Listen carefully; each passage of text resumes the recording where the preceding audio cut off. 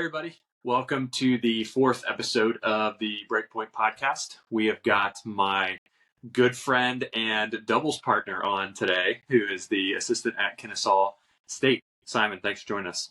Yeah, happy to be here. Thanks, Elijah.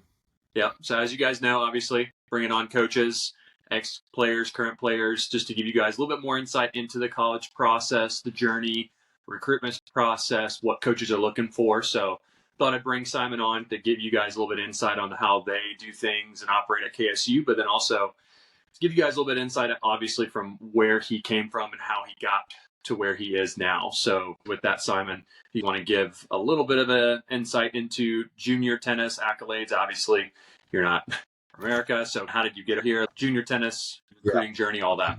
Yeah, for sure. So originally from the UK, been here a long time now, but came out here for college.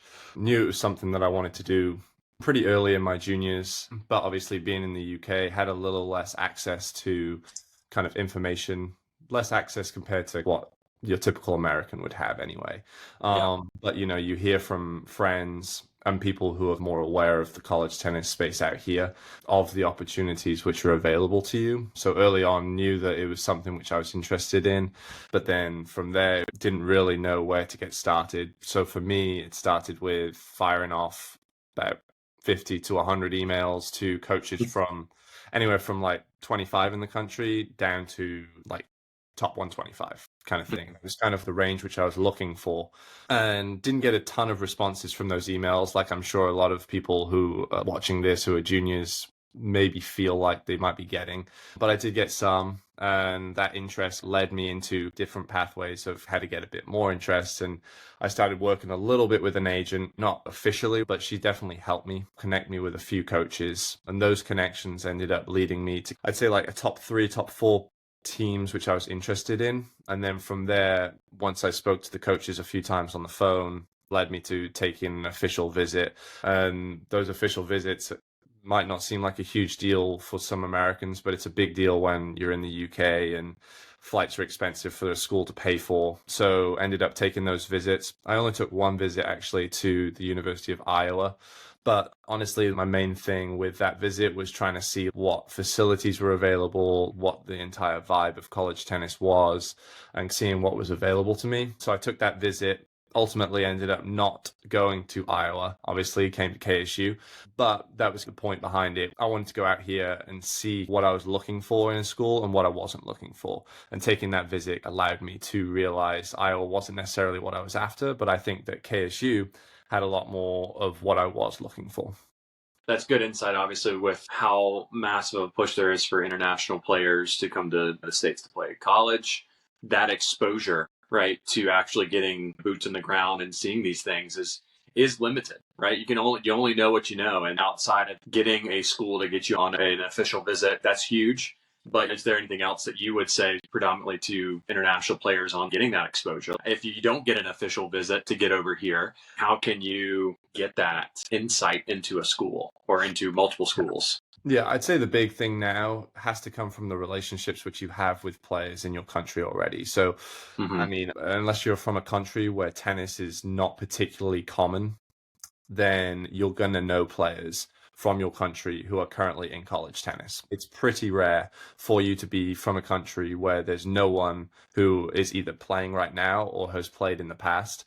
And so my best advice to you would just be make sure that you talk to them, take them out to lunch, do whatever you need to, go practice with them, do whatever, to where you can ask them all of the questions which you don't necessarily want to ask a coach, So like for me, it was helpful. I had a friend who played at the University of Tennessee, and I had a friend who played at the University of Illinois. So I was able to get two perspectives from both of those guys who are similar in age to me, similar in level too, and they were able to guide me a little bit in terms of what I should look for and what I shouldn't look for, what I should ask coaches and what I shouldn't. And it was truly like the most important part was talking to them and seeing their opinions on things, more so than any of the coaches which I spoke to. All of that stuff is guided a little bit towards their program. What they're saying is like purely just in your best interest. Yeah, you get the unfiltered truth of what's actually there and what's going on. So leverage the resources, the people that are obviously in college. They will give you really, really good insight into what's available, what's there, maybe some people to steer away from, things like that. Yeah. So yeah, that's good insight. Take us now, obviously, into college. You picked KSU. Yeah. Give us the lowdown on some accolades. Obviously, I know them, but I feel like they need to be shared. Yeah. So I came to KSU with a few things in mind. I wanted like a good balance between academics and tennis. I didn't have pro aspirations prior to college. I knew that it was going to be really difficult for me to do, but I wanted to make sure that when I was going into college, I was going to have the 4 best years that I could. So I wanted to continue to develop as a player, but did I want to necessarily go into the tennis pro world afterwards? No, it was more of a focus on, okay, I want to work after I finish in the finance world. So I chose KSU because it's close to Atlanta, which was good for job opportunities. And then I chose KSU because it was a program which I felt like it was improving a lot at the time, and I felt like I could play a big part in it. So anyway, I came into college, played at one for all 4 years, which was pretty interesting and unique because you don't usually find that in a program, because when you come in as a freshman, typically you find yourself in the middle of that lineup, if not towards the bottom of it. But came in and it forced me to mature really fast. It forced me to pick my level up when sometimes you get the idea of, okay, you're just going to gradually improve. I kind of got thrown in the deep end. And for me, for my tennis, it helped me a ton. And when I'm talking to players who are top recruits who might be able to come to KSU, I tell them the same story, is that just because you might be on paper the best player on the team, or you might come in your freshman year and play number one, like you have to learn. That's a positive which you can gain. That's a positive which you can learn from. And so, yeah, that was invaluable experience for me to start my career there and then finish it there as well. I got 4 years worth of really, really high quality matches. It was awesome. You didn't speak specifically to I'm trying to bait you into it, and I think you know why, because I've got yeah, I know. Yeah. So I know what you're after. So when we played Tech in, I think it was 2015, maybe 2016. I'm not too sure, but it was one of those years. And KSU was at Tech on the outdoor courts. We lost 4-3, but one of the wins was me against Chris Eubanks, who I think I told probably everyone this summer after his big run at Wimbledon that I had the head-to-head over him.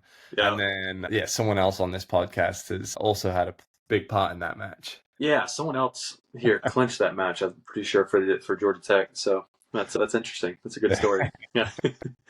No, that's good. Obviously, you had a phenomenal career, right? And that just goes to show is do the research, use those resources, right? You can find a school that you had no idea about KSU before. You did a lot of research, cast that wide net, and then you landed at a school that ended up being a phenomenal place for you for the 4 years, and then also set up success after. And I want to dive into that a little bit. Is there's obviously the two routes that you can go. People used to think it's college tennis or pro. I think it is now, with the Ben Sheltons, the Eubankses, all of them, that has now been taken away. It's college tennis is definitely a route to professional tennis.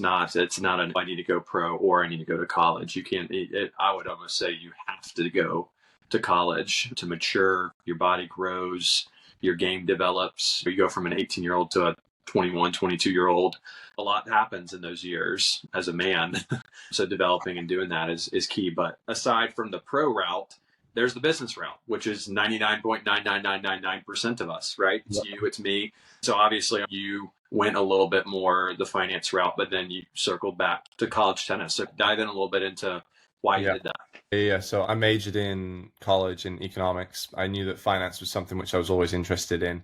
Out of college, during college, I had a focus on finding a role in investment banking. I put a lot of my spare time into that. Throughout my last senior year, I would say I was talking more with professors and trying to interview with these investment banks. And ultimately, what got my foot in the door of one of the interviews was the fact that I was a student athlete. And that's something which really stood out, is like, you can prove that you're a good student. You can prove that you know your stuff in banking. You can prove you know your stuff in whatever field it is you're going into. But sometimes you need a little bit of a hand getting your foot in that door. And that's what happened to me. So I went for an interview with the firm I ended up at, which was Lighthouse Private Equity Partners, which is just a small private equity firm in Atlanta. And the only reason I got the interview was based on me being a student athlete. So the managing partner was also a student athlete. He was a football player at the University of Florida. He played on the same team as Tim Tebow, players like that. And the interview started with me talking a little bit about me being a student athlete, and then allowed him to talk about him being a student athlete. It made really good connections super early on in that interview, and it allowed me to free up, it allowed him to free up, and ultimately we made a great connection, and he ended up hiring me. It was a job which honestly, arguably, it was probably a long shot for me being able to get, had it not been for the student athlete connection. So obviously it's important you get a degree from a good place, you do well, you get a good GPA, all that stuff, but sometimes you need that little bit extra, and that's what being a student athlete is. It provided me with that little bit extra which I needed to get into such a competitive field. Yeah, because otherwise you go to a Georgia, you go to a KSU, you're one of the 30,000, 40,000 students on campus, and what's going to make you stand out other than grades, GPA, and things like that?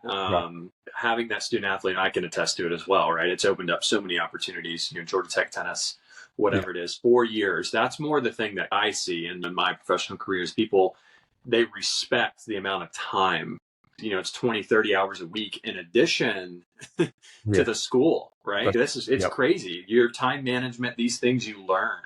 Waking up early, getting the individuals in, getting the weights in before class. These are things, these are muscles you're developing that are exercised throughout your career going forward. And professionals see that, these recruiters for these companies, and they see the hard work that it takes to be a student athlete. And that's invaluable.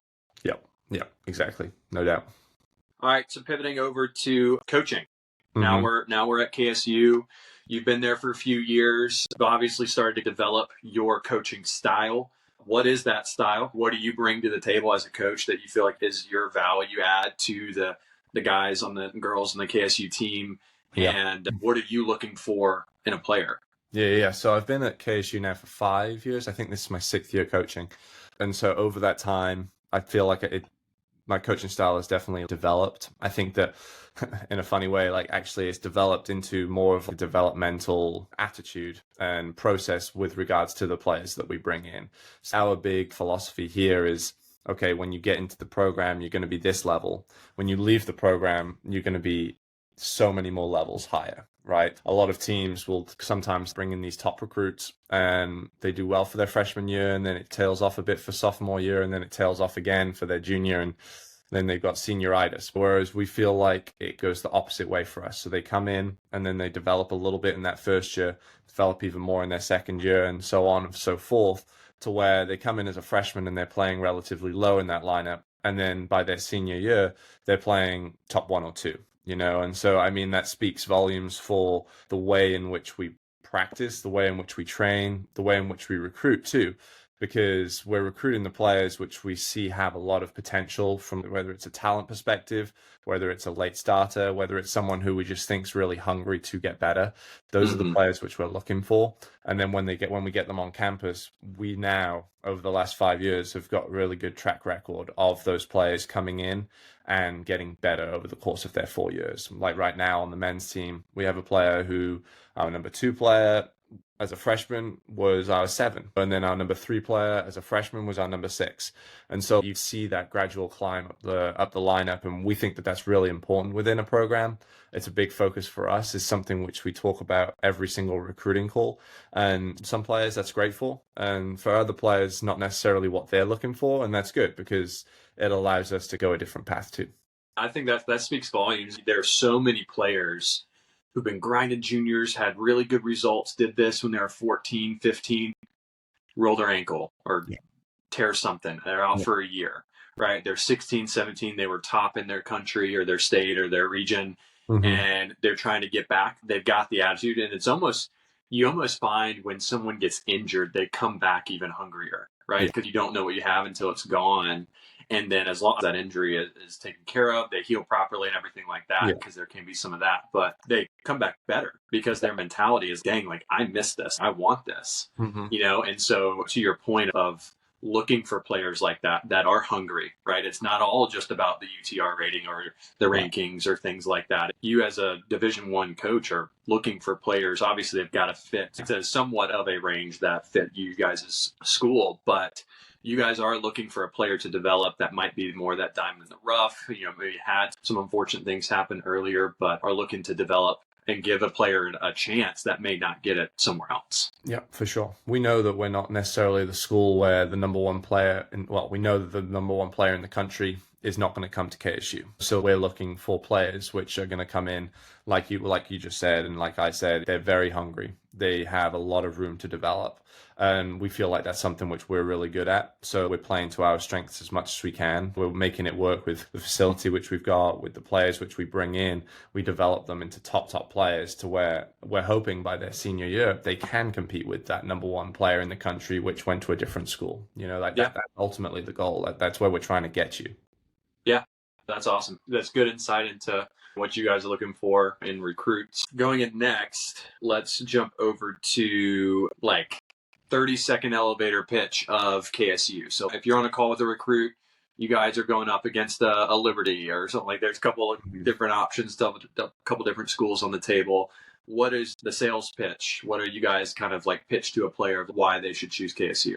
Yeah, I think the 30-second way of us saying it is going to be that when you come to KSU, you're going to get a developing program. So you're not entering into a program which is purely focused on college tennis results. We're doing our best to prepare you for the pros. So all of the players which we're trying to bring in right now are telling us they want to go pro. So with all of those players telling us that, our focus is to get you in the best shape possible, in the best position possible, to where when you graduate, you're able to make a really good run at that professional career. So when you come here, your freshman year, you're not the player who is ready to jump into the ATP rankings, right? Maybe you've got a point, maybe you've got 3 points, doesn't matter. You're not ready to make a career out of it. Our goal here is to make sure that you're in a position where you can make a career out of being a pro player. And ultimately, that's what every decision which we make as a program and as a staff is geared towards. So when we're making decisions with regards to the schedule, which we play in the fall and spring, practice schedule, class schedule, everything like that is geared towards making you be as successful as possible once you leave here. And a lot of programs might not necessarily have that as their focus. They might view it more as okay, we want you to be a really good college tennis player, but we're not too bothered on what happens after your 4 years. For us, it's the opposite. For us, we want to see success during college, of course, but after the 4 years, we want to see you be successful on the tour. With us being here for the last 5 years, I feel like we're starting to see some of those results come to fruition. And now that we're seeing those results come to fruition, when we talk to those recruits, we can tell them about those players which have had success afterwards. And that's something which is really attractive to them. Yeah. I can even attest to it. You get into a school where that is the culture, right? The culture is to develop, it is to build, it is to get better. It's not just to be a person in a lineup. Those aspirations do come up. It's like, dang, I enjoy this. I want to keep going. And you see that. There's not just the top D1 guys that are number 1 through 10 in the nation. Right. Those aren't the only guys making it on the tour. You got guys up and down, top 150 ATP in doubles, top 40 in doubles, even in the singles rankings too, of guys who are mid-tier D1, D2s, and they just bought into it and they wanted it and they actually put the time and effort into building into it. So it's not I go to KSU, you can want to go pro, but you played at KSU. You see it at so much more in other sports. I always thought this was so interesting when you're watching a pro football game or something like that and they name the players on the rosters that are starting and they say their schools. Mm-hmm. You hear all these no-name schools and these guys are making millions of dollars on the pros. And I think that's just a testament of it does not matter the school you go to. All that matters is that if you really want this, you put in the time, you put in the effort, and you've got a coaching staff and you've got a team around you for 4 years that will help you build to that goal. The sky's the limit, right?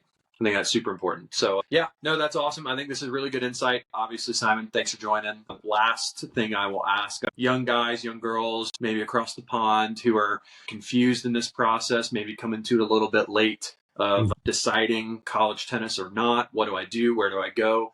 Lots of confusion. what would be a word of advice that you'd have to some of these players who are wanting to play college tennis? Yeah, I think my best advice would be to just talk to as many coaches as you can and talk to as many people as you can regarding college tennis. I think relationship with the coach is one of the most important things that you can look for when you're in that recruiting process. If you connect with the coach on the call, don't really think too much about the name of the school. Think more about like your relationship with him or her. If you enter into a program where you've got a good relationship with the coach, like you just said, it doesn't matter the name of the school. It matters that you've got a strong relationship there. And if, as long as you have that desire to want to get better and go into the pros, like it won't matter if you're playing tennis on KSU or if you're playing tennis at a smaller school, a D3 school. It doesn't matter. You can develop yourself as long as you have a coach which cares about you. Yeah, that's good insight. Obviously, again, thanks for joining. And everybody, please like and subscribe so we can keep getting coaches on like Simon. And we will keep track of the KSU team this year. Hopefully you guys keep doing well. I know in the conference stuff, you guys have done well the past few years. So we'll definitely be keeping watch over the team. For sure. Sounds good. Thanks, man. Awesome. Thanks for joining. See you guys.